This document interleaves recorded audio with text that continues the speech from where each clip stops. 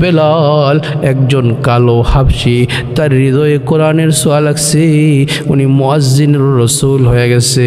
রহ গিয়া রসমে আজা রোহে বেলালি ন রহি, রহ গিয়া রসমে আদা রোহে বেলালি ন রহি, ফলসফা রহ গিয়া তলকিন গজালি ন রহি, ফলসফা রহ গিয়া তলকিন গজালি ন রহি।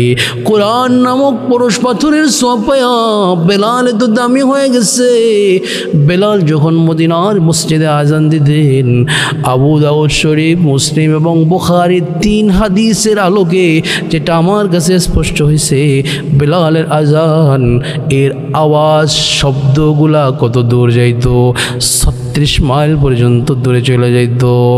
ডানে 36 মাইল, বামে 36 মাইল, সামনে এবং পিছনে 36 মাইল যাইতো। আর বেলাল যখন ময়দানে মাহশরে আজান দিবে, আল্লাহ তাআলা বলবে আইনা বেলাল, বেলাল কোথায়, বেলাল কোথায়, আযনিয়া বেলাল, বেলাল তুমি আজান দাও। বেলাল জান্নাতি লাল উটের উপরে বসে আজান দিবে। আল্লাহু আকবার, আল্লাহু আকবার, আল্লাহু আকবার, আল্লাহু আকবার, আশহাদু আল্লা ইলাহা ইল্লাল্লাহ, আশহাদু আল্লা ইলাহা ইল্লাল্লাহ, আশহাদু আন্না মুহাম্মাদুর রাসূলুল্লাহ, আশহাদু আন্না মুহাম্মাদুর রাসূলুল্লাহ, আশহাদু আন্না মুহাম্মাদুর রাসূলুল্লাহ।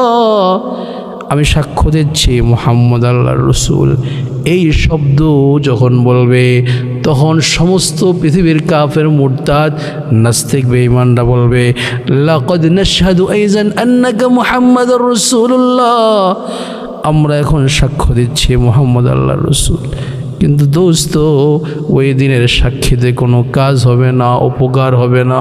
রহ গিয়া রসমে আদা রোহে বেলালি ন রহি, ফলসফা রহ গিয়া তলকিন গজালি ন রহি।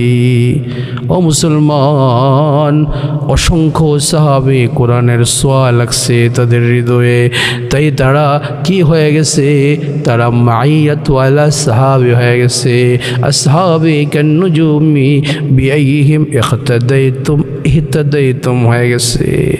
কোরআনের ছোঁয়া যুগে যুগে লাগছে, তাবিদের হৃদয়ে লাগছে, তবে তাবিদের হৃদয়ে লাগছে তাই তারা দামি হয়ে গেছে।